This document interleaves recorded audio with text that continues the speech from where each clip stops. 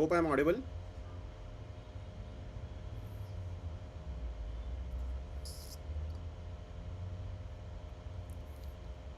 So let's begin today's session.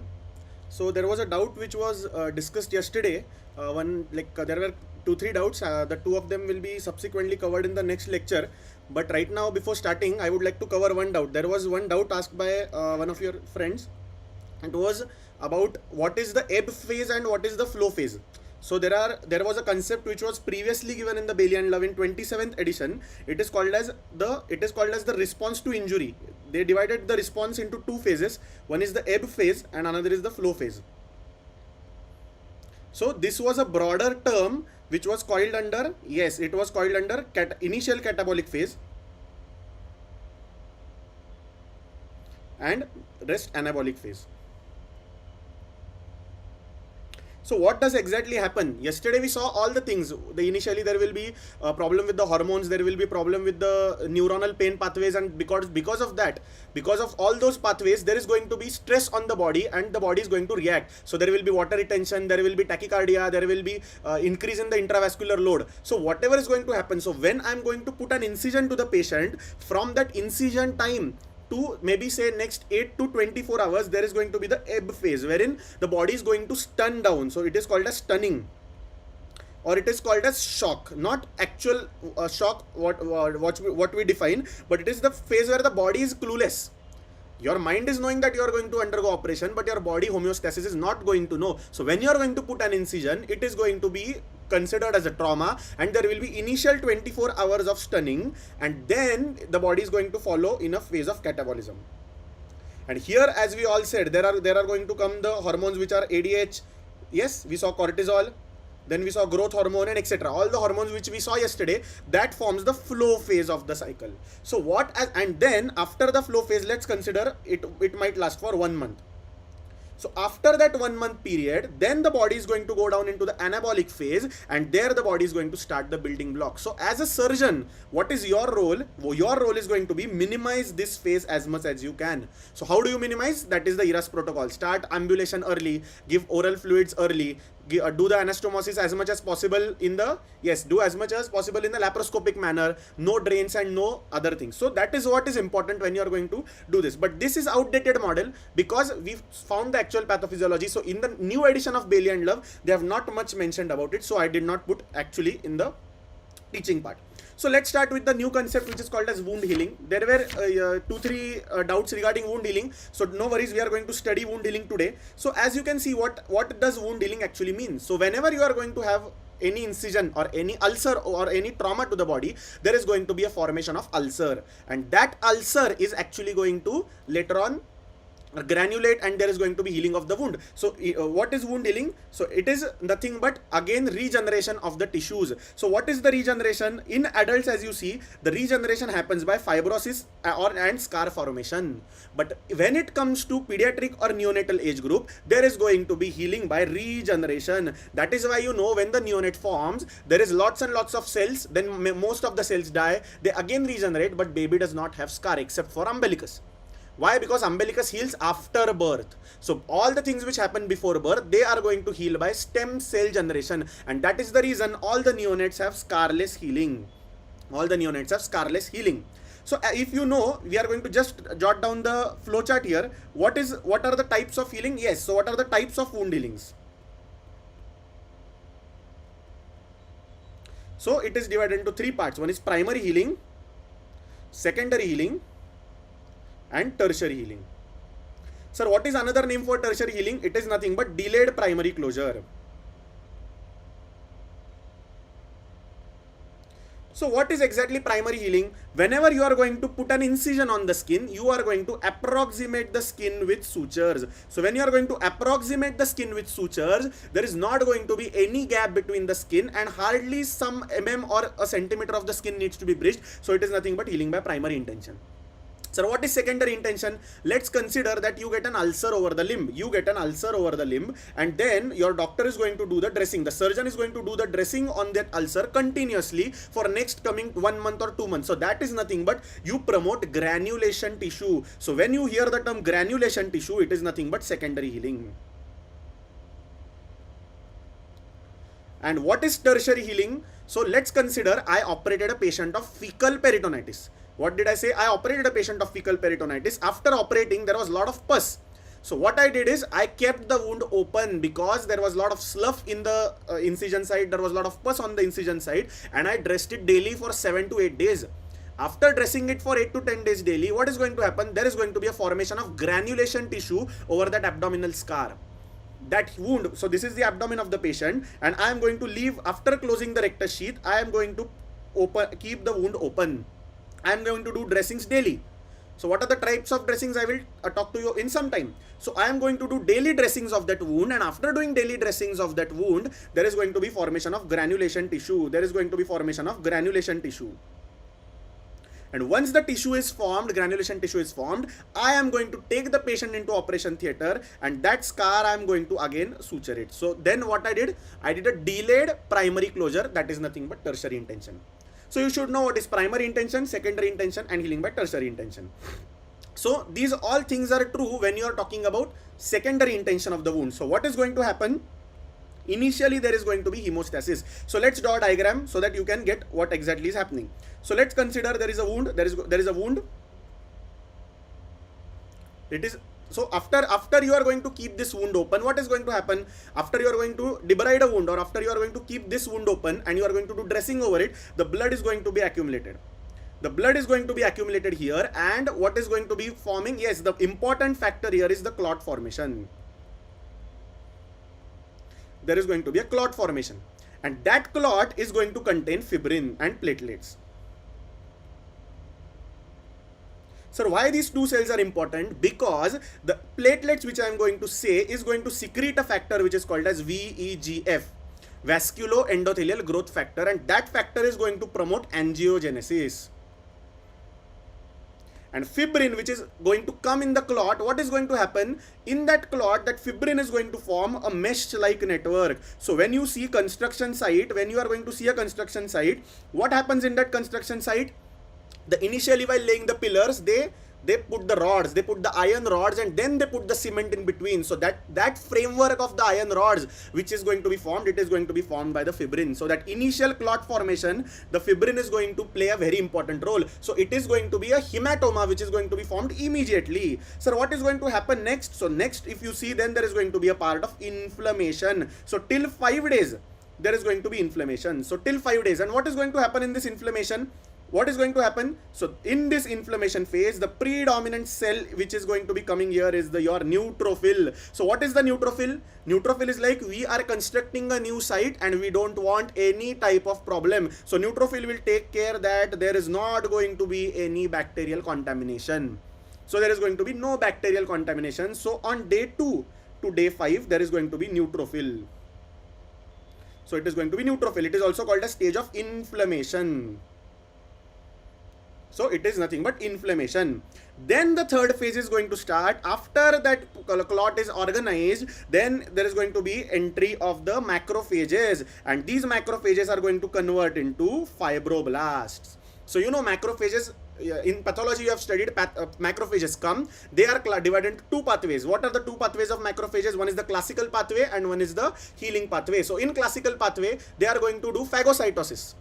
And in the healing pathway, they are going to do a scar formation. They are going to promote healing. So when macrophages are going to come in the picture, there is going to be formation of, yes, there is going to be formation of fibroblasts, and these fibroblasts are going to secrete collagen. So what is the initial collagen which is formed? It is haphazardly formed weak collagen. It is nothing but collagen 3.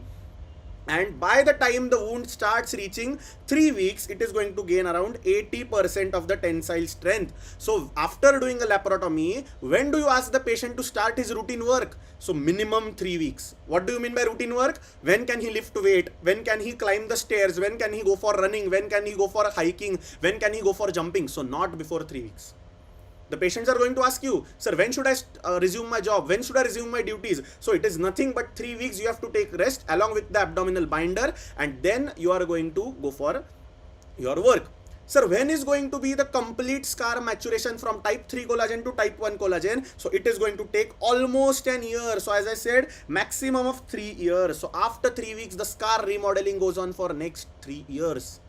So a scar which you are going to give on the body of the patient, that scar you are going to be responsible for 3 years. So always remember that scar is going to be remodeled for 3 years. So always keep this in mind. So this is nothing but property of wound healing. Now let's talk about bone healing. So how does bone heal? So there are two pathways of bone healing. So bone healing. So there are two pathways. One is primary and one is secondary.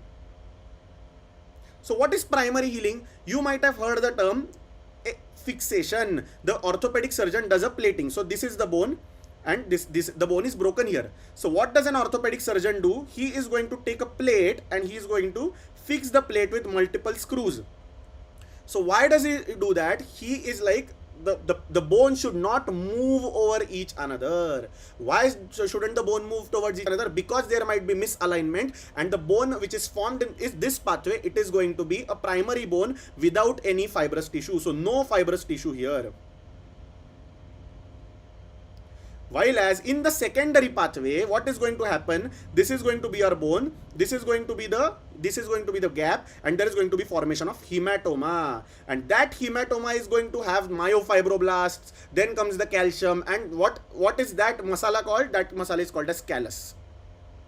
So when a bone heals by callus formation, it is secondary healing of the bone. So whenever an orthopedic surgeon gives just a slab to the patient, so if you have a fracture in your arm, orthopedic surgeon gives just a slab. So that slab is going to promote secondary healing. And when the orthopedic surgeon operates, he puts a plate inside, he makes sure that the bone, the two bones are united with each another, and that is nothing but the primary healing of the bone. So as you can see here, there is going to be callus formation, and that callus formation will form hematoma, which will be stabilized. There will be cartilage formation, so there will be no fibrous formation, and it is going to form a woven bone. And when it comes to primary healing, it is going to be because of membranous ossification, and it has minimal gap and rigid fixation. So whenever you go to an orthopedic surgeon, he might ask you, what is the type of work you do? So if you say, I am an athlete, I like to run, I like to go here and there, so that is the time when he'll advise you primary healing. So there are no other hidden intentions behind that, but he wants to make your bone into a fractured bone into a strong bone. So how does tendon heal? Yes, so tendon you have to suture it, and where does the blood supply from the tendon come? It will come from the muscle belly or from the peritendinous sheath. And what is going to there? What you have to take care is always after a tendon repair, you are going to support it with the slab. Because there is going to be a scar remodeling, and you should not have any type of contractures present. So always support this with a slab.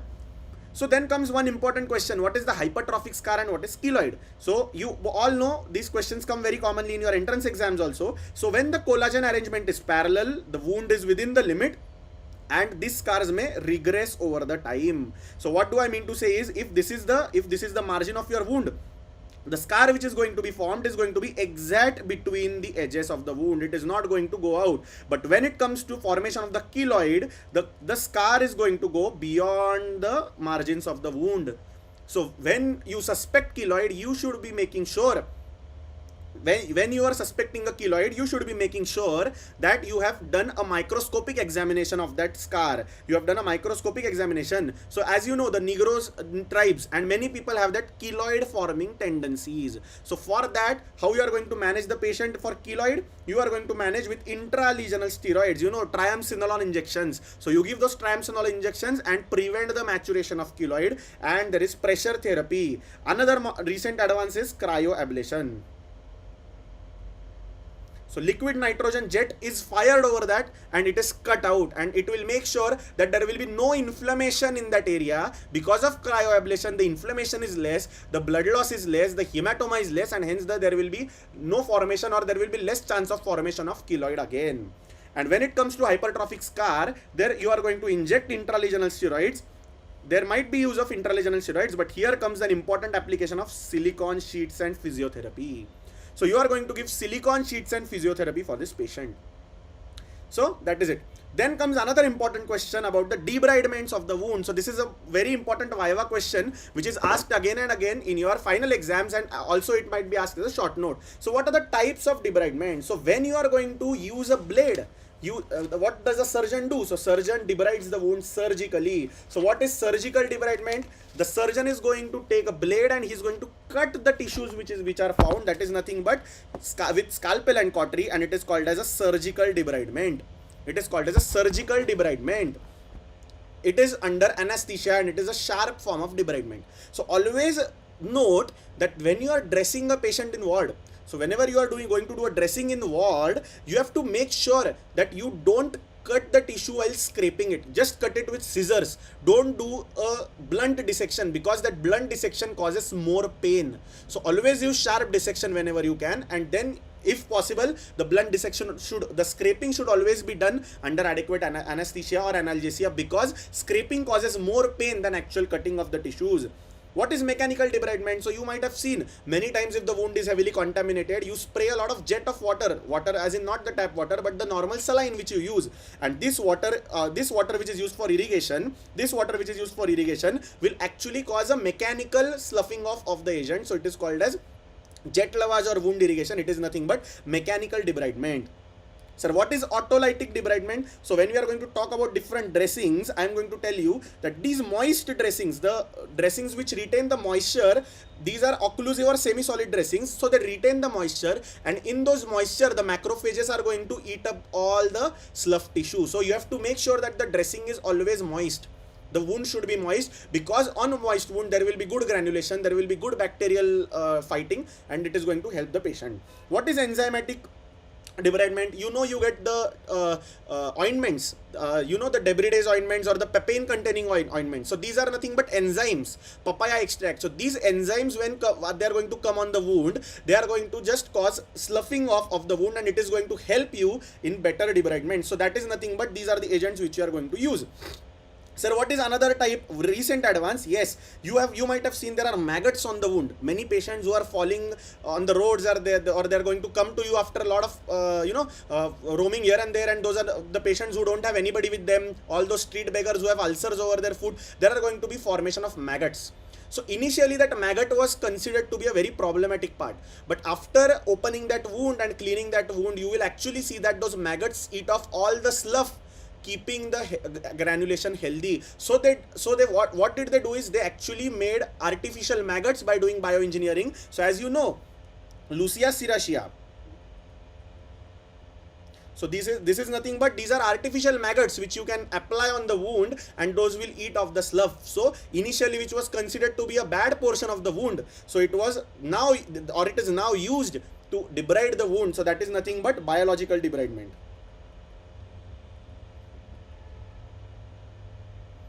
So that is nothing but biological debridement.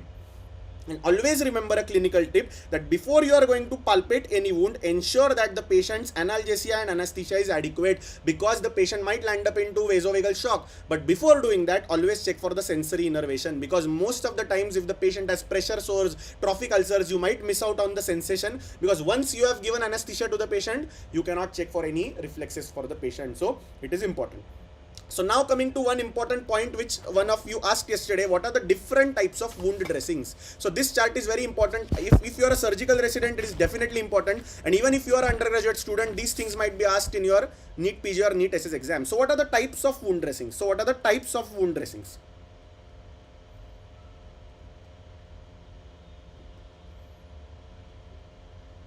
So what are the types of wound dressings? So initially, a simple type of the dressing wherein you just place a gauze and you are going to wrap the wound, it is nothing but it is called as passive dressing.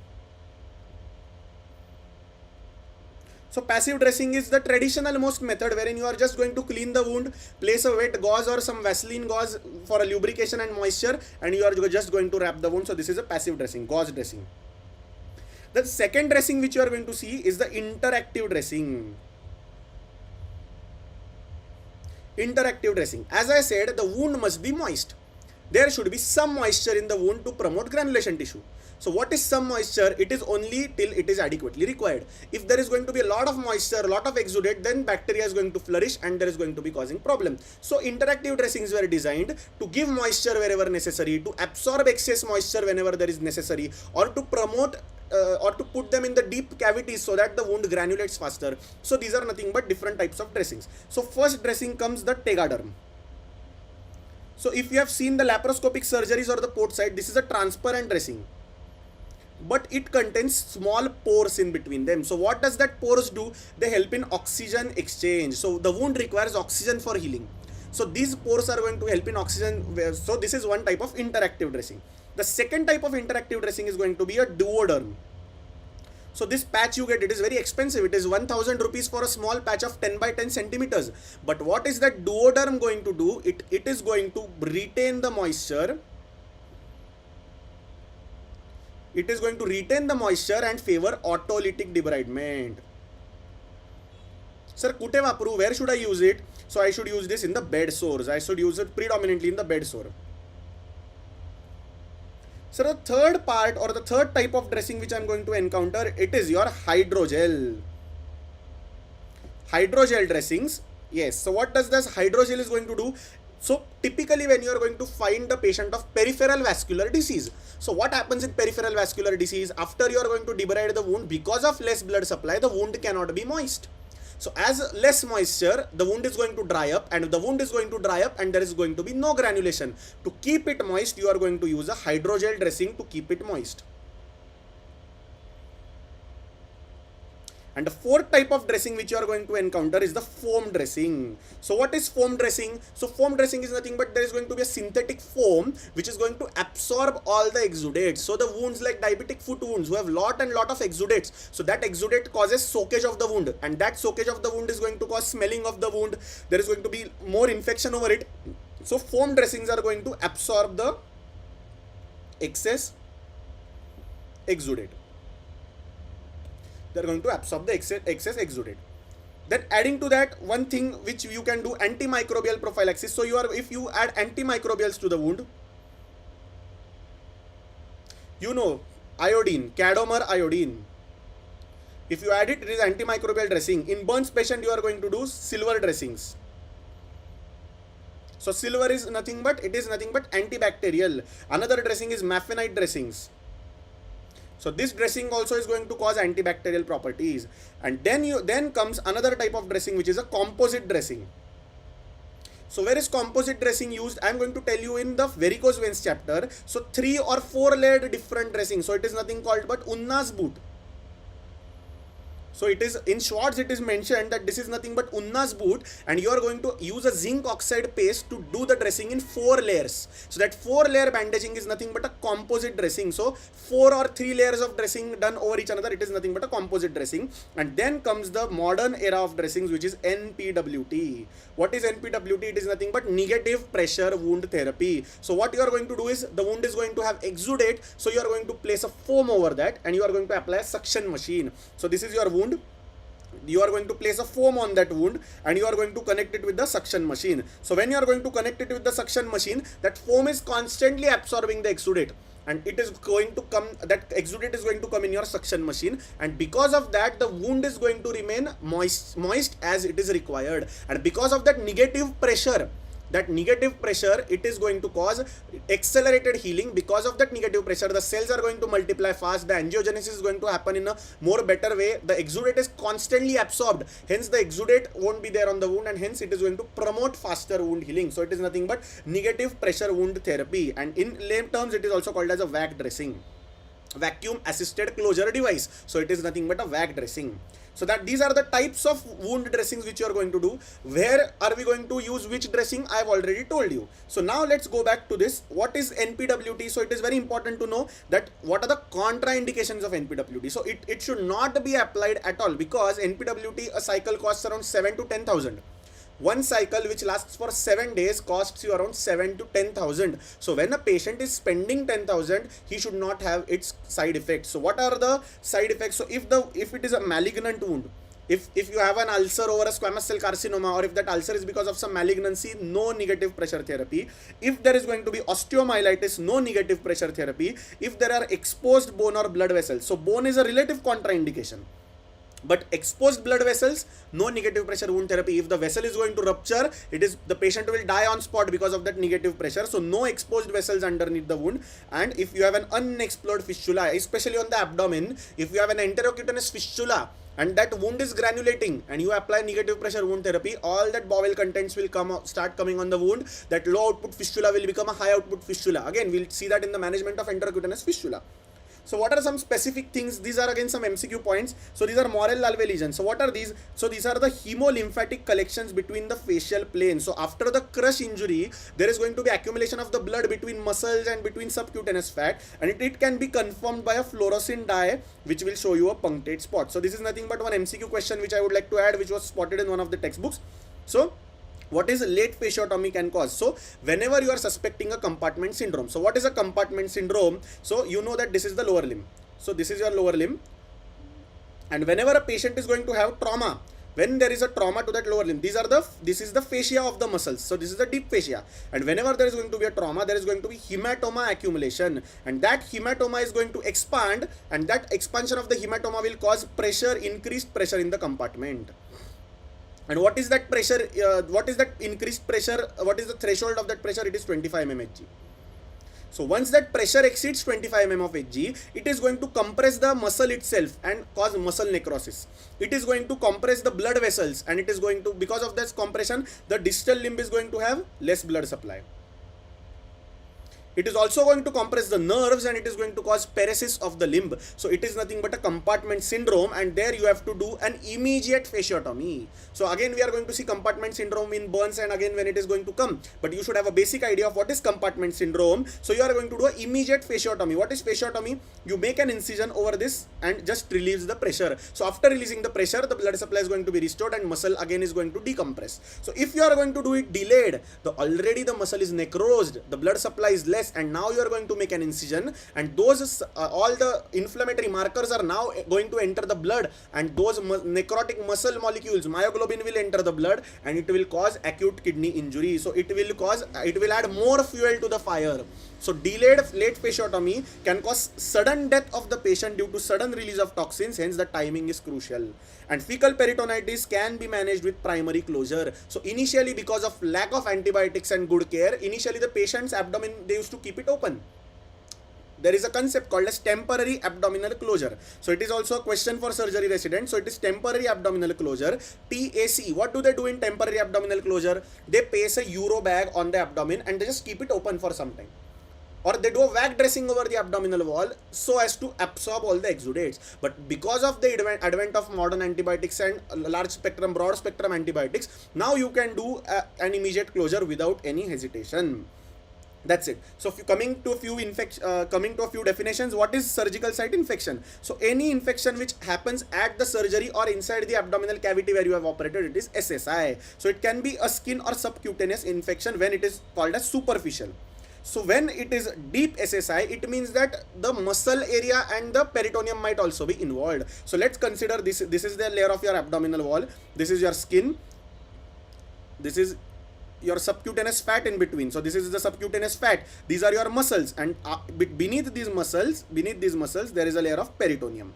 So whenever the infection is going to be present in this portion, this is superficial SSI.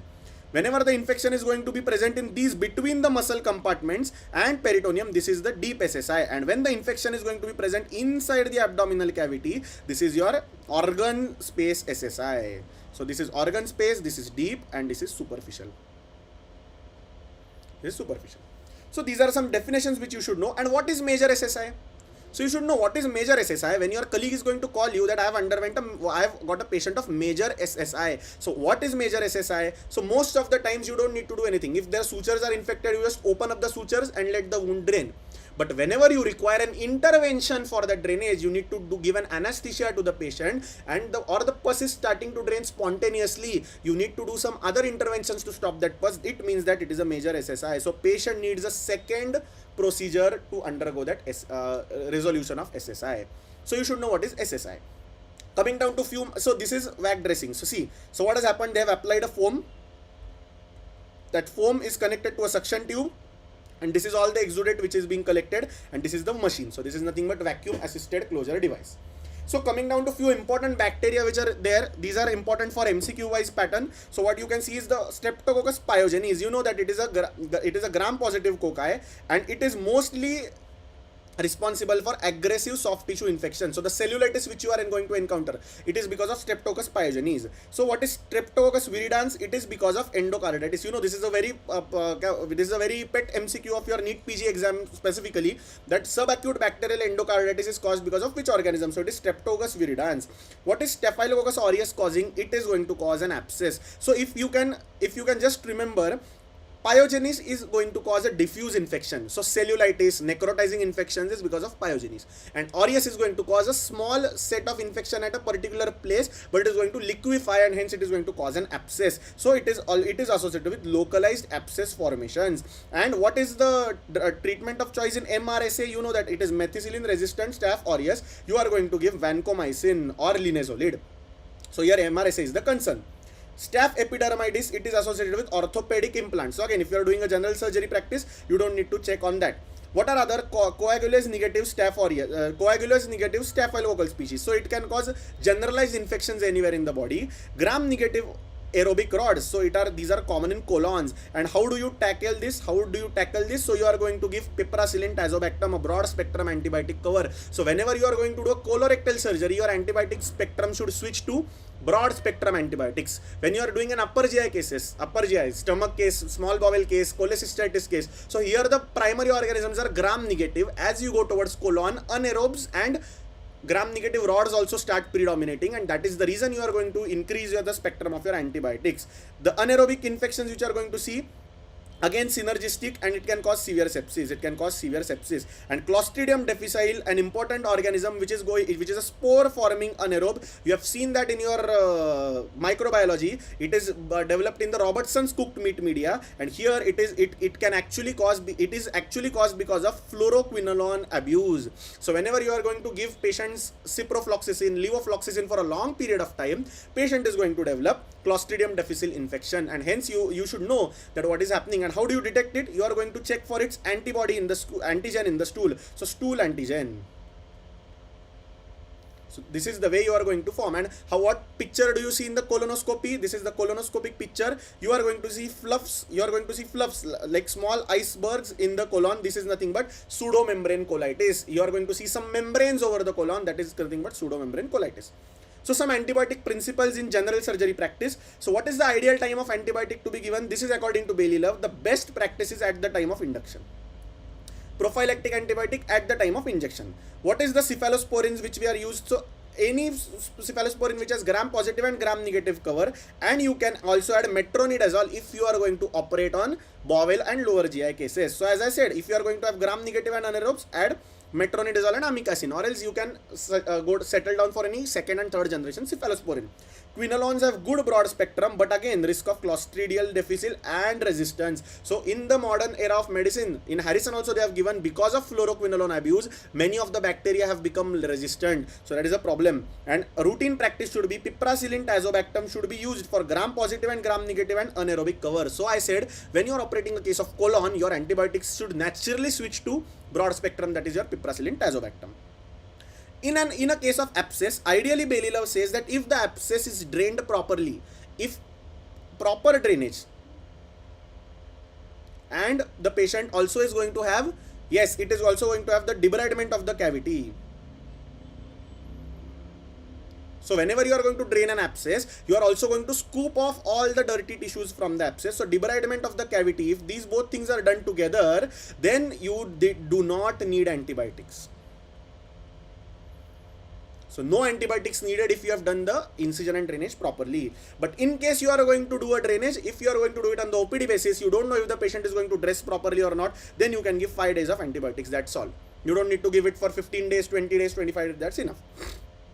So now just coming down to one small table which we are going to discuss, that is about the types of surgical wounds. So what are the types of surgical wounds? You have already been familiar with it if you have studied surgery. One is the clean wound. The other is clean-contaminated. Other is contaminated. And the last one is dirty. So what is clean wound? When you are going to operate in total sterile field, there is no going to be bacteria involved anywhere. So this is nothing but clean wound. And this clean wound is when you are going to operate thyroid, breast, lipoma, when you are going to operate hernia. So it is absolutely clean wound. The chances of infection with or without antibiotics is going to be less than 1%. But you have to maintain the sterile field, and most important thing to maintain the sterile field is hand washing. So proper hand washing and hand hygiene is important. Along with that, chlorhexidine bath. Who should bathe? You should obviously bathe before going to OT, but the patient should bathe before coming to the operation theatre within last 12 hours. So chlorhexidine bath by the patient reduces the chances of infection by around 40%. So chlorhexidine bath to the patient before operation. So it is also one of the important factors. So what is clean contaminated wound? Sir, I am going to enter the bowel cavity. I am going to enter the colon. I am going to resect the colon, but the colon is prepared. What is colonic preparation? We'll talk about it in we'll talk about that in the colon section. But if you are going to enter any hollow viscous with preparation, it is nothing but clean contaminated wound. If I am going to operate the patient on an emergency day because of obstruction, and I am going to cut the small bowel and join, so there is going to be some content leak from the small bowel, that is nothing but contaminated wound. And what is dirty wound? When there is already fecal peritonitis, when there is going to be fecal matter in the abdomen, or there is going to be abscess in the abdominal cavity. So this is nothing but dirty wound. So here automatically your surgical site rate infections are going to increase. Here the SSI rate is 2 to 8%. Here it is around 20 to 30%, and here it is going to be 40%, more than 40%. So all the surgeries, typically these surgeries are going to require prophylactic antibiotics. We usually give everybody to be safe, but a book tells you about these 4 types of wounds. How are you going to prevent the wound infections, and what is the most important thing? That is hand washing, and another important thing is chlorhexidine bath by the patient, not by the doctor. Got it? So what is NSTI? What is NSTI? So you are going to encounter patients wherein the limb is going to be very much, I'll share the photos in the group later. What is going to happen is there is going to be some black patch formed over the limb. There is going to be black patches formed over the limb, and the limb is edematous, it is all foul smelling. So what is going to happen? There is necrotic infection of the skin. So there is going to be necrosis of the skin, subcutaneous tissue, muscle necrosis. So it is nothing but NSTI, necrotizing soft tissue infection. And it is, what is the pathognomonic sign of it? There is going to be dishwash colored fluid from the incision, or whenever you are going to put an incision on that wound, there is going to be dishwash colored fluid. If you have worked in the kitchen with your mom, you would have realized how does the dishwash, after washing the dishes, the water which remains, that pink color fluid or that reddish white color fluid, that is nothing but a dishwasher color fluid, and you are going to see that. And what is the pathognomonic sign while operating? You are going to see no bleeding from the edges, because all the capillaries which are supplying the skin and soft tissues, these capillaries have undergone thrombosis. So the skin is dead, and if you are going to cut over it, there is going to be no bleeding. So till where you are going to debride the wound, till you are going to see healthy, fresh, red edges, you are going to keep on debriding the wound. So that is one thing. Another important thing to stop debridement is the finger probe test. So when you are going to slide the finger on that skin is going to get peeled off on its own. So that is the finger probe test which you are going to do it clinically. And third important thing, if you have very fancy equipments, you can go for frozen section biopsy. So you are going to send that tissue, the edges which are remaining. So if you have debrided this much amount of tissue, so what you are going to do is you are going to take this tissue and send it to microbiologist.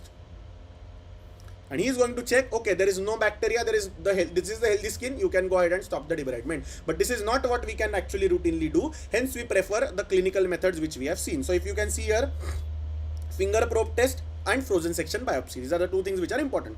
What are the other wound infections? So as you see, piloneedle sinus, again we'll see in the anorectal conditions, perineal abscess. So it has lower recurrence rate after incision and drainage. So always a perineal abscess should be drained. Never give antibiotics. Most of the patients defer incision and drainage because that area is very much cumbersome to tackle with. They have to sit on the chairs for long, so they are like, give me antibiotics for 5 days. So antibiotics might subside the pain and might reduce the inflammation, but there are more chances of recurrence. So always a perineal abscess should be drained.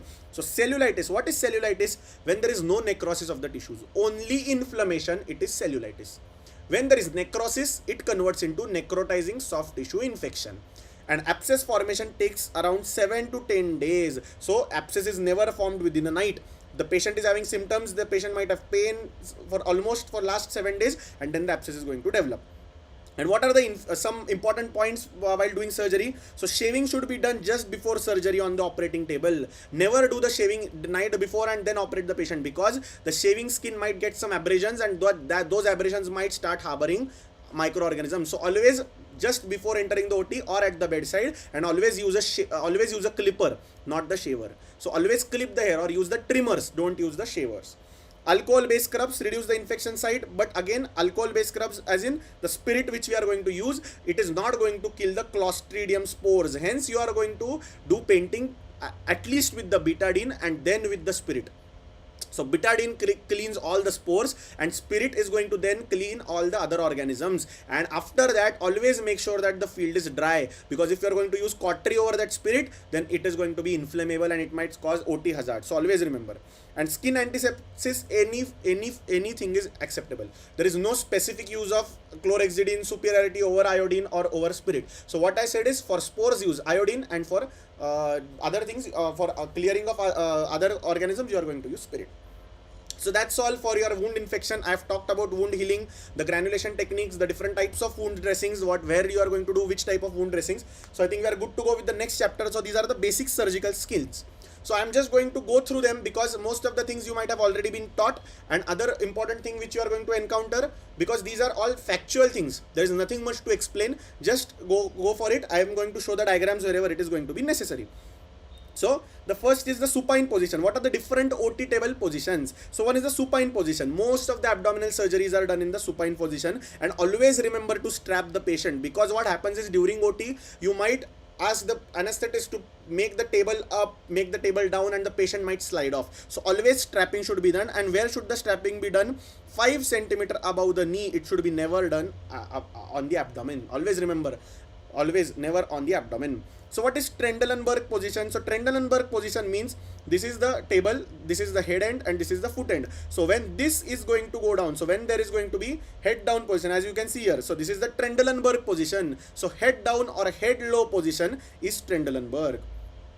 So many of the people confuse here. So Trendelenburg is head down, and reverse Trendelenburg is head up position. So what is Rose's position? So when there is going to be neck extension, so neck extension is going to be done to protect the cervical spine, and it is going to be done for thyroid surgery. So what do we do in this Rose's position? So when the patient is sleeping, we are going to place a pillow. So this is the neck of the patient, and this is the torso of the patient. So we are going to place a pillow just below the shoulders. So after placing the below the shoulders, the patient's neck is going to open up. So if you can see here, the neck is going to be extended and neck is going to be open up. So a thyroid surgery is going to be relatively easy. So Rose's position for thyroid surgeries. Prone position for spinal surgeries, lithotomy position for perineal and gynecological surgeries. And always remember, when you are going to lift up the limbs while giving lithotomy position, both the limbs should be lifted together. And always remember, if you are going to lift only one limb, there might be causing of stretching of the sciatic nerve, and patient might land up into neurological deficit or chronic pain of the lower limb. So never one limb, always two limbs together, two people, two limbs together. So that is about the lithotomy position. So what are the different incisions? Always remember, incision should be given for better cosmesis along the skin tension lines of Langer. And avoid incision over the bony prominences, because there is going to be tension on the incisions. And the most important thing is, the incision should be functionally effective. Cosmesis is secondary. That is the principle why we operate the patients of abdomen with a midline incision. If you are going to see the Langer's lines are horizontal over the abdominal wall, but still we prefer giving a midline incision, because a midline incision can give me access to all the cavities and all the different parts of the abdomen. Hence, cosmesis is secondary. The functionality of the incision matters the most. Horizontal abdominal incision has better cosmesis, but it has higher surgical site infection rate, because the skin creases fold on itself, and there is accumulation of smegma and accumulation of sweat in those creases. So dog ears, if the dog ears are going to be present, so what are the dog ears? So if you are going to do an excision, this is going to be your incision, and if you are going to close the incision, there is going to be some skin which is going to be redundant at the end of the incision. That redundant skin is nothing but dog ear. So what do? You lift up this skin, and you are going to cut it from one side and then from the other side, and then the incision is going to extend like this, and then you are going to close the incision. So that is nothing but dog ears. And what have they studied is few people opened the abdomen with scalpel and few opened up with the diathermy. The study showed that there is no problem in both the things. SSI rates are same, but because you are going to use cautery for opening the skin, the localized nerve endings die because of that, and that death of the nerve endings causes less pain in the scar site. So diathermy causes better pain profile in a patient than using with the scalpel blade. So that is again a topic of debate. Everybody has their own choices. Nothing is superior. So what is laparoscopic entry? So you might have seen this needle. This is nothing but a Veress needle. So this needle has, so this tip you can see, this is the sharp tip. So this tip is sharp. So this is a sharp tip and this is a blunt ended tip. So what happens is whenever it comes in contact with the surface, this tip goes inside. This tip is going to go inside. This sharp tip is going to penetrate this tissue, and then again after penetrating, this blunt end comes out. So it is a spring-like action. So whenever you enter the abdominal wall, whenever the resistance loses, whenever you enter the peritoneum, this blunt tip comes out and hence the bowel injury is prevented.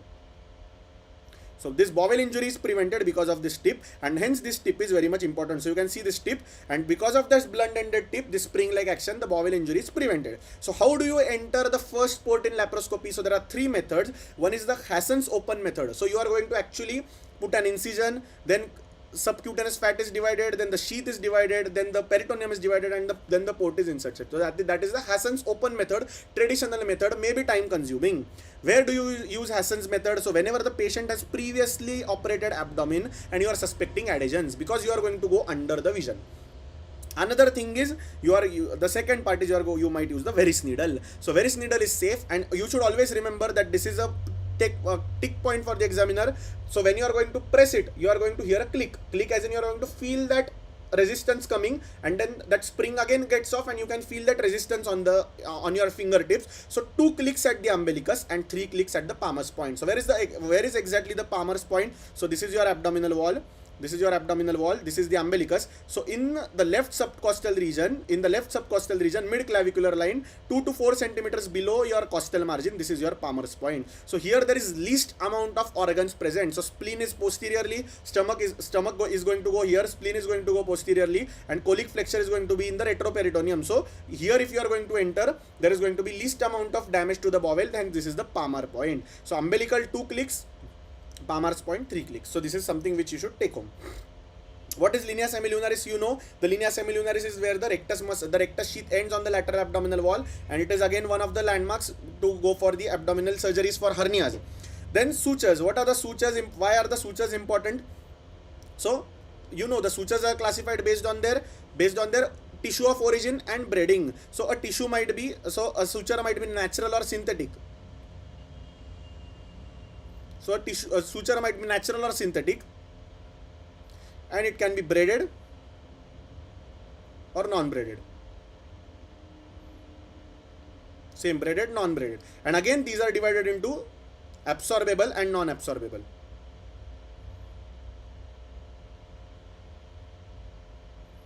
So as you can see, which is going to be a strongest type of the suture? It is going to be a synthetic suture, which is non-absorbable, because the body cannot degrade it, and then it is going to be non-absorbable, so it is going to be present for lifelong. So synthetic, which is that suture? It is nothing but proline or ethylene. Proline or ethylene. Proline or ethylene. It is nylon. Proline is polymer of nylon. Ethylene is nothing but nylon. It is the single nylon thread. So that nylon might also undergo disintegration after some time, but proline has indefinite suture strength. So if you are going to operate a patient of a laparotomy whose abdomen is closed with proline, and you are going to open him after 10 years, you are going to find the proline suture intact in the abdominal wall. So what is the absorbable degradation? So always remember that there are 2 types of absorption. So one is catgut, which is going to undergo proteolysis. So catgut is a sheep protein. It is a sheep-based protein. Cat is not from the cat's submucosa, it is from the sheep's submucosa, and it undergoes proteolysis. And as these are the animal proteins, patient might develop allergy to those animal proteins. Hence, catgut should be used wisely. And synthetic undergo hydrolysis. So it is going to go hydrolysis. So you should know in what method are the sutures going to be absorbed. So abdominal wall closure, when it is a naive abdomen, virgin abdomen, first time opening and closing, you are going to use polydiaxon sutures, PDS sutures, preferably small bites. What I am saying, small bites, and near bites. So near with small bites. So if this is going to be our incision, so small bite from here, and the distance between the two suture is going to be less. So ideally this is a 0.5 into 0.5. 0.5 into 0.5. Another small thing which going down is the MCQ stuff. It is the Jenkins theory of mass closure.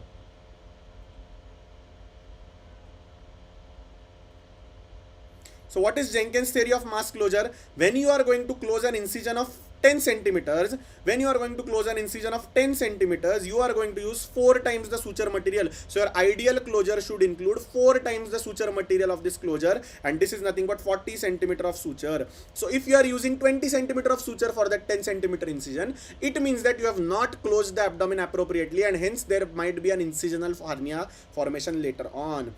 And if you are going to operate the patient on a second laparotomy, then you are going to use Prolene sutures. So according to the books, usually all people use non-absorbable synthetic for closure of abdomen, that is Prolene or Ethilon. But ideally what the books say, first closure can be done with PDS. PDS is nothing but, yes, it is synthetic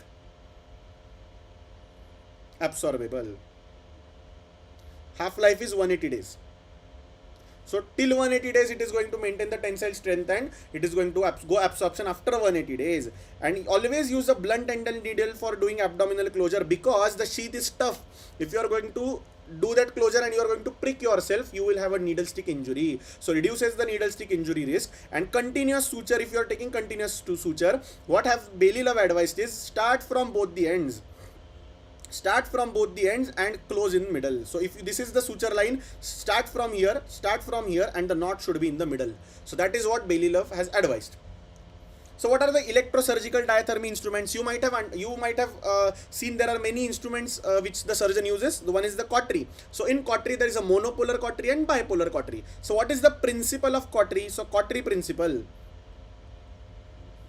the electrical energy or the electric current is going to cause coagulation of the proteins. So based on how much current you are giving, you are going to classify the currents into cutting and coagulation. So the cutting current is going to be continuous amount of small amplitude current. So this is going to just cause the proteolysis of small amount of tissue, and it is going to just separate the tissue. But coagulation, there are bursts of currents which are going to be large amplitude with small gaps. So what is going to happen? Intermittent giving current, it is going to also cause more amount of heat in the tissue, and that is going to cause more amount of hydrolysis and proper vascular closure. So whenever you need a cut, whenever you just need to cut something, just use the cutting current. But whenever you come across a vessel, you know that this is a small vessel, I need to cut through the vessel, then use the coagulation current. Because cutting has less amount of seeding, coagulation has large amount of lateral spread. So the damage which is caused by coagulation current will be more.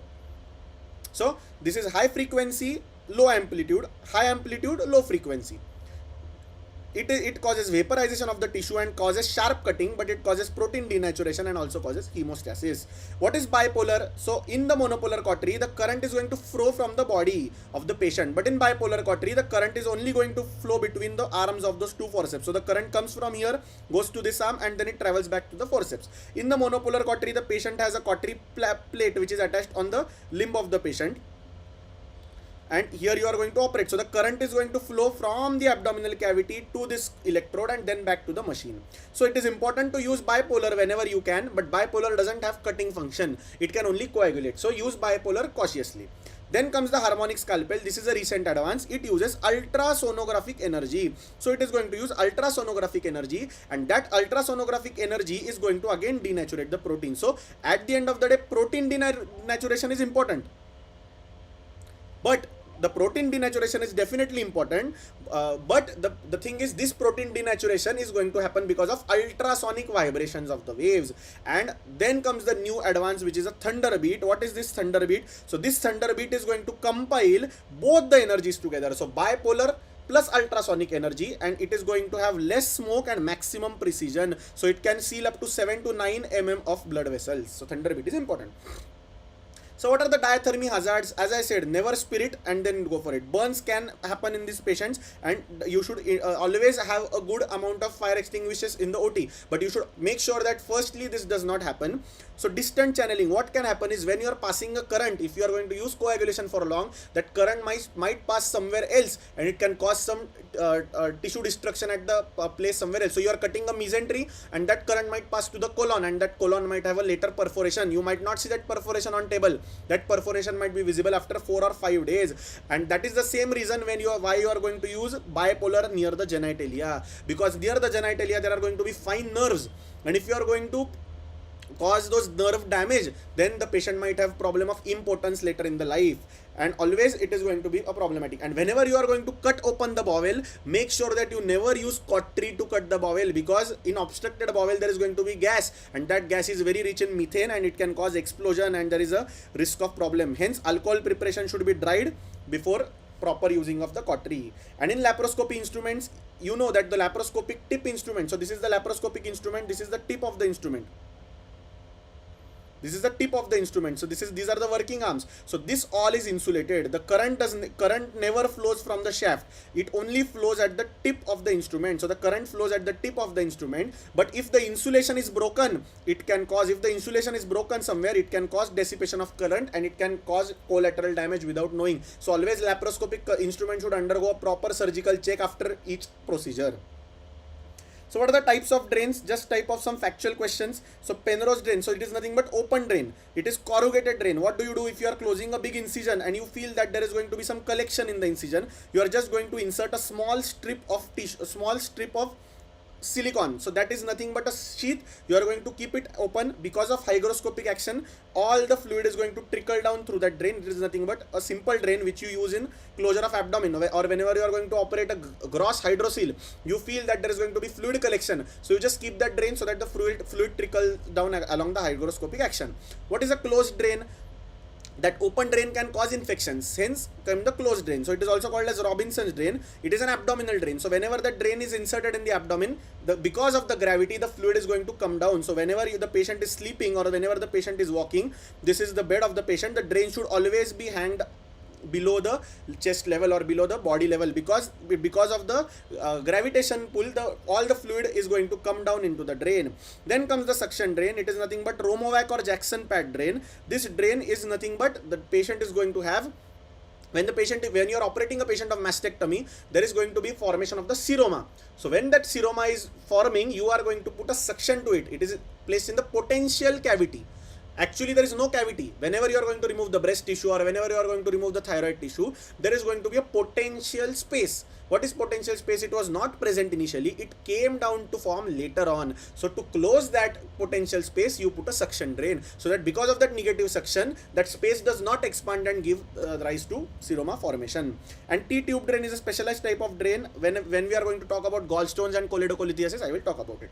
So what are the indications of the drain? So ERA's protocol says that don't use drains routinely. So where you are going to use the drains? Esophagus, bile duct, pancreas, lymph nodes, and in obese patients. Why use the drains in esophagus and bile duct? Because if this content leaks in the abdominal wall, it is going to cause deadly complications, mediastinitis, and patient might land up into sepsis and death. So wherever you feel that the drained fluid is going to cause issues, you are going to put the drain. In abdomen, there is no use of putting the drain for small bowel and for large bowel, because even if the fecal matter leaks, the drain cannot accumulate all the fecal matter. It is semi-solid content. It is highly it is highly semi-solid content, and the drain might be declogged. So most of the times you feel that a patient is not having anything in the drain, but already the leak has started inside. So routine use of drain only in esophagus, bile duct, and pancreas, because even if it drains, it is going to form a controlled fistula. So even if there is going to be a leakage, or even if there is going to be an anastomosis dehiscence, it is going to form a controlled fistula. But do not use drains routinely. You are not going to use drains routinely in small bowel, large bowel, routine breast and thyroid surgeries, unless you feel that it is a large cavity and seroma formation will happen. Bowel drains remove at 3 to 5 days. Chest drain you can remove in expiration. So whenever you are going to put an ICD, we are going to talk in trauma. So whenever you put an ICD, while removing it, patient should have a deep expiration, or the patient should be in Valsalva, so that the drain can be removed easily. So As said here, this is the sentence straight from Bailey. Drains provide false sense of security. A dry drain does not mean no collection, because drain can be clotted and the drain failure is very common. So I hope it is very clear. So what are the minimal access surgery? As I said, it is helpful in ERAS protocols. It reduces the post-operative pain. But the problem is, if you don't have a 3D laparoscope, the vision is in 2 dimension. That is one problem. The hemorrhage control is quite difficult. So if you have a hemorrhage in open surgery, you can just place a mop and pack it. But here, when you are operating on a large abdomen in the laparoscope, you cannot actually have a good control over the vasculature. Operative times are longer initially because you are learning laparoscopy. So it might cause you long learning curve. There is no tactile feedback. When you are operating on the abdomen, whenever there is some mass, you enter the hand, you put the hand in all the abdomen, you are going to feel where the mass is, where the stricture is, where the problem is. But in laparoscopy, you are not going to have that tactile feedback. Very important. And small patient and obese patients, laparoscopy is more deadly. Entering the port size, the size of the port, the size of the instruments, everything changes. So that is the reason you are going to have problem in tackling with small patients and very obese patients. So what are the laparoscopic emergencies while doing laparoscopic surgery? There can be bleeding from the trocar site. So whenever you are having a bleeding from the trocar site, do nothing. Just insert a Foley's catheter, instill 10 ml of fluid and just hitch it off. So that pressure is naturally going to stop the bleeding. If there is bleeding from falciform ligament, so this is the abdominal wall which you are looking from inside. There is going to be this falciform ligament, and if you are going to have bleeding from there, do nothing. Just a suture is passed and that knot is tied above the abdomen wall. So the falciform ligament is going to be compressed and the bleeding is going to be stopped. Then there might be post-op nausea, vomiting. Why? Because you are doing a laparoscopy, there is CO2 inside there is going to be CO2 inside the abdomen. It is going to cause diaphragmatic irritation. It is also going to dissolve in the blood, and it might cause some amount of metabolic acidosis, which might give to post-op nausea, vomiting. Usually settles within 12 to 24 hours. You don't need to give anything. It is going to settle in 12 to 24 hours. And criteria for discharge is no post-op nausea, vomiting. So there is a concept called as day case surgery. So what is day case surgery? You are going to operate the patient on the same day and discharge on the same day. So what are the procedures which can be done? Laparoscopic hernia, small lipoma surgeries. So whenever you are operating a patient of laparoscopic surgery for a day case procedure, make sure that the patient has no post-op nausea, vomiting and the patient has passed urine. So if these 2 criteria are fulfilled, you can discharge the patient on the same day. What are the other things which are important? Again, if day case surgery comes as a short note. So one important thing is patient should have no PONV. No post-op nausea, vomiting, urine is passed spontaneously, patient is staying nearby the hospital, and the patient has good relative. Good relative as in not a beautiful looking young girl, but good relative means that the patient should have a sensible relative who can actually see that the patient is not doing well and can get him back to the hospital. So this is nothing but laparoscopic surgery. And in thoracoscopy, as the chest wall is rigid, you can use a single lung ventilation. So single lung ventilation can be used, and there is minimal need of insufflation of CO2. So in abdomen, you are going to use CO2. Why CO2? Because it is readily available, it is cheap, it is non-inflammable, because you are going to use electrocautery inside the abdomen, and that electrocautery can give combustion if you are going to use O2. So hence oxygen is not used in laparoscopy, always CO2 is used, because it is cheap, readily available, non-inflammable, can absorb in the blood and can go away from the respiratory tract without any problems. So if just to tell you a fun fact, if air is instilled in the blood, so at least 10 to 20 ml of air is required to cause air embolism. So this is a fun fact which I would like to tell you. 10 to 20 ml of air is required for air embolism. But if you are going to instill CO2, what I am saying is 40 ml per kg. 40 ml per kg means for a 60 kg man, 2400 ml of air, 2.4 liters of CO2 should go inside the blood of the patient to cause embolism. So this is the safety profile of CO2. So normal air which contains 21% oxygen, 70% nitrogen, 10 to 20 ml can cause death of the patient. But here 2400 ml amount of air you can instill in the patient for a 60 kg man. So some fun facts to go, and then we'll stop for the day. So what are the diagnostic imaging which we are going to use routinely? So one diagnostic imaging is plain X-ray. Very important thing, but it has a very low diagnostic yield, because what I'm going to say is X-ray is not going to give me tissue differentiation. So it is a baseline for bone free air under diaphragm. But it has low soft tissue detail. So X-rays are a primary investigation of choice. Hardly you operate on X-rays. So the only thing which you can operate on X-ray by looking at an X-ray is a perforation.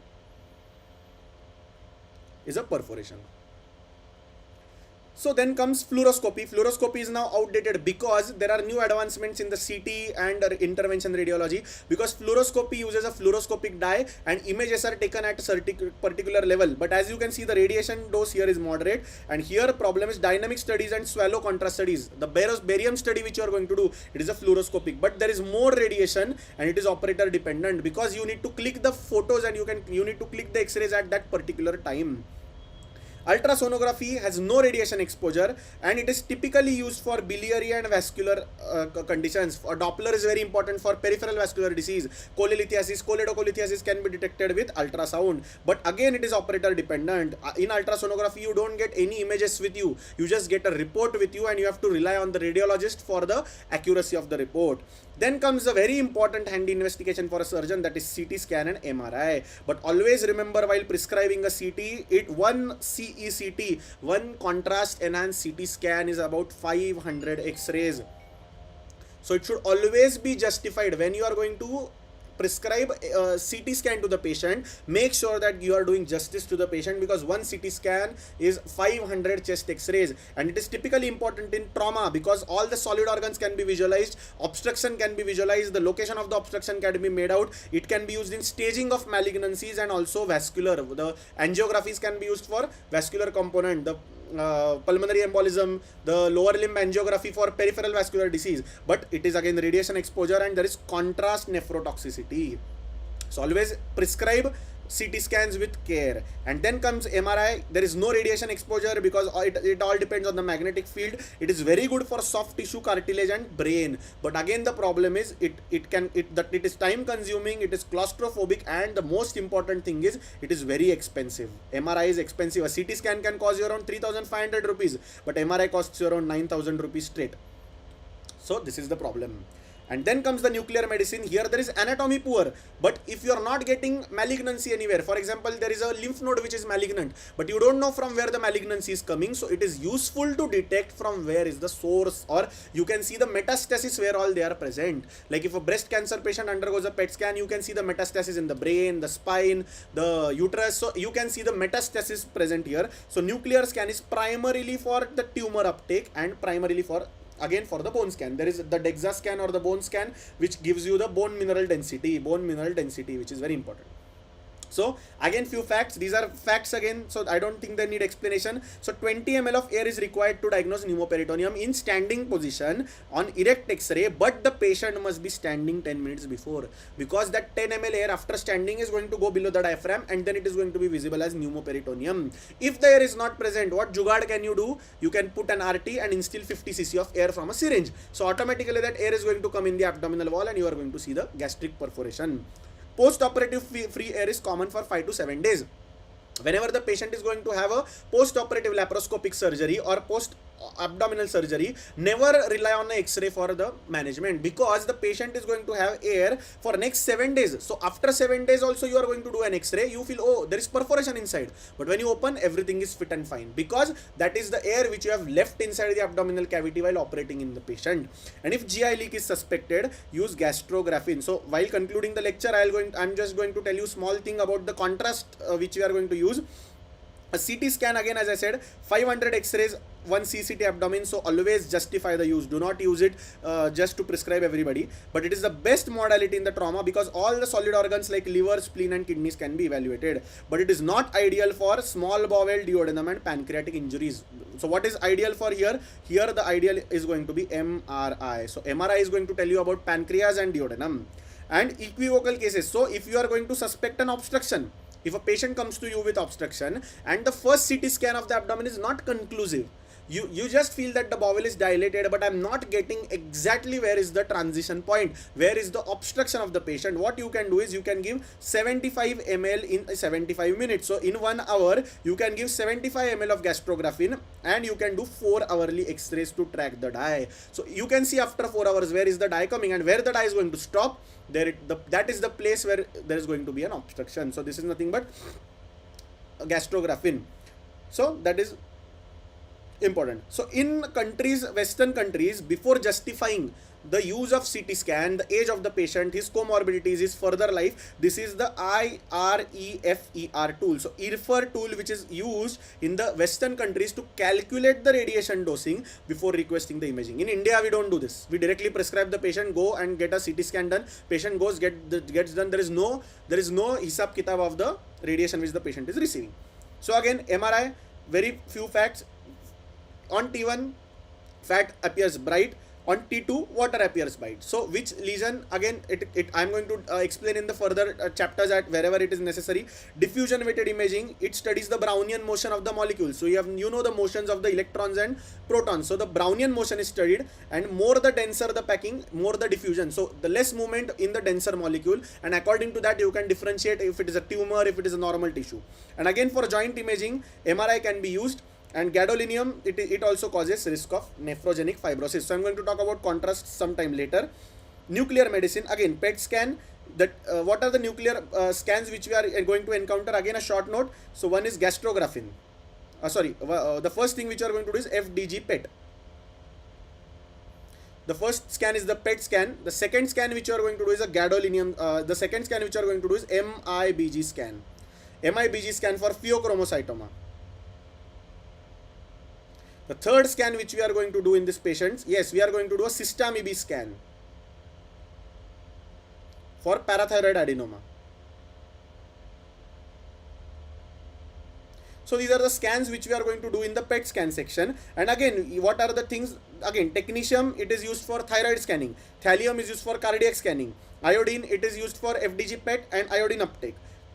Even for thyroid diseases like goiter, it provides a physiological data, not the anatomical data. So you are going to see the physiology of the gland, physiology of the cancer cells, working of the cancer cells. You are not going to delineate the anatomy, and it can diagnose the differentiated tumors. So more the uptake, you can see, more the uptake, more differentiated the tumor can be. And nodal is at least 1 centimeter of the node needs to be present to get a positive FDG imaging. So just coming down to some facts again. So whenever you are having a patient of renal disease, so you are going to not give the contrast if the GFR is less than 30. So if GFR is less than 30 ml per hour, you can do an eGFR testing. Whenever a patient comes to your OPD, before giving a CT scan, in a patient who you know that this is a patient of diabetes, the patient might have some problems with the kidney, so you are going to do a eGFR testing, and that eGFR, if it is less than 30 ml, avoid contrast at any cost. Try to use MRI without contrast. But after, if the value is more than 45, you can straight away go for your scanning. You don't need to have any problem. So this is very important. You are going to have a case in your OPD where you are going to prescribe, and after that the patient might land up into renal failure, and then you are going to be sued in the court because you don't have this documentation. You are going to land up in trouble. So whenever you feel that this patient is frail, this patient is diabetic, might have some nephropathy, along with the serum creatinine, if you feel the creatinine is dicey, go for a eGFR testing. Very important. And single most drug in the contrast agent to be avoided is metformin. So any patient of diabetes undergoing a CT scan, if he is on metformin, stop metformin for 48 hours because it can interfere with renal clearance and cause severe metabolic acidosis. The contrast is not going to let metformin excrete, and metformin toxicity is going to happen in form of severe lactic acidosis. So never do a contrast study in a patient who is taking metformin. Always remember it, golden rule. And again, if you are going to use gadolinium as a contrast in MRI, you are going to have nephrogenic fibrosis. So kidneys are going to get fibrosis if the GFR is 30. So any GFR less than 30, don't use contrast. Any GFR below 30, don't use contrast. So again, some types of endoscopies, capsule endoscopy, it is nowadays not done mostly because you can have enteroscopy, disintegrates within 40 hours. So if patient is having obstruction, capsule ka kya hoga aage jaake? So when that capsule is going to encounter an obstructed area, it is going to dissolve on its own. So for 40 days that capsule is going to live, it is going to capture the images like Chandrayaan. It went to moon, it captured images, it is now roaming around there only. So same way the capsule is going to go back, it is going to get obstructed at the place of stricture, and after 40 days it is going to disintegrate. Single balloon enteroscopy. So what is this enteroscopy?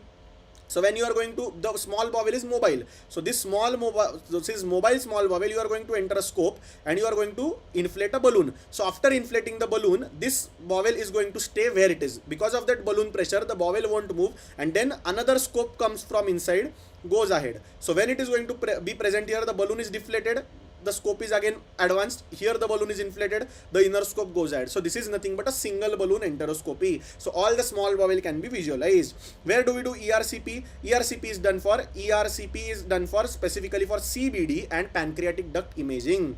And always remember that when you are going to give endomethacin, I'm going to talk about it in the pancreatitis chapter, but indomethacin is going to reduce the risk of post-ERCP pancreatitis. Also, the chromoendoscopy module. So whenever you are going to do an endoscopy, you put this chromoendoscopy module on, and this chromoendoscopy can detect different types of vascular lesions. So what they have found is a polyp might have a different vascularity in the mucosa. A tumor might have a different vascularity in the mucosa, so that different vascular patterns are detected and you can find out the mucosal lesions. So what are the lights used? Blue light, which enhances the surface pattern. And for polypectomy, while doing a polypectomy in the endoscopic procedure, these are the colorectal polyps. So for small polyps, you can do a snare polypectomy. So what is snare polypectomy? This is the polyp. You are going to pass the snare along with it. You are going to tighten it and you are just going to cauterize. So this polyp is going to come out. But if the polyp is not pedunculated or a large polyp, what do? You go inside the mucosa from the endoscope, and then you are going to burn the mucosa and extract this polyp. So this is endoscopic dissection or submucosal resection. So we are going to talk about it in the colonic polyps detail. And what is endoscopic ultrasound? So this is nothing but the scope goes in, you are going to visualize the mucosa in 4 layers. So 4 layers of mucosa are going to, 4 layers of bowel wall are visualized. The mucosa, then you are going to see lamina propria, then you are going to see muscularis of the bowel, and then you are going to see the serosa. So the bowel wall is going to be visualized, and here you can do a biopsy from that. If any lesion is not pouting from the mucosa, but it is present in the submucosa, so that endoscopic ultrasound can differentiate between the lesion and the normal submucosa, and you can take the biopsy, or you can take the fine needle aspiration.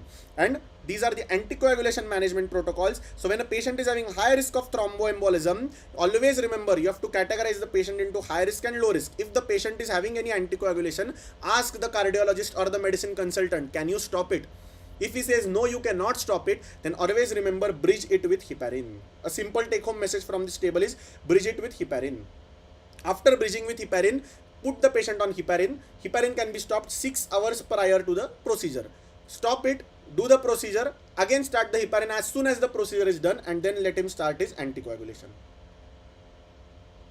So if it is warfarin, it has to be bridged. If you are taking, so what are the low risk procedures? So for DVT or mechanical aortic valve, you can withhold it. But a patient with atrial fibrillation, wherein even not anticoagulating for 2 hours, the patient might land up into embolism. So here you are, or mechanical mitral valve, because always remember, aortic valve has less amount of stress. It has to deal with pressure of 120 and 80, but mitral valve has to deal with the pressure of 120 and 0. So the pressure difference between the mitral valve is more. Hence for mitral valve, always consult a cardiologist if the patient is on anticoagulation. So bridge the therapy before with heparin. Warfarin patients bridge with LMWH or heparin, and if you are using a novel anticoagulation like apixaban or rivaroxaban, 3 days minimum stoppage of these drugs are required before any type of procedure. And for diabetes, always the pre-procedural monitoring and metformin needs to be taken care of.